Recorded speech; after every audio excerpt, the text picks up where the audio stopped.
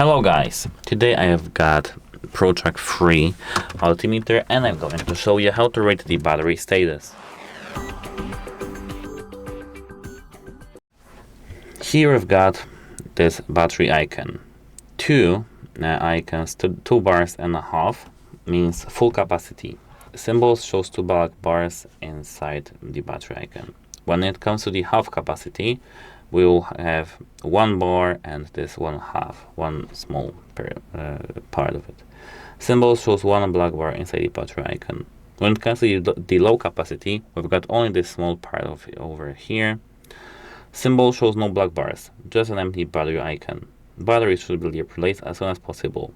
As a reminder, 5 short beeps will sound when climbing through the lowest predicted climb altitude. And empty battery. The battery icon flashes. Replace batteries immediately. Goodbye!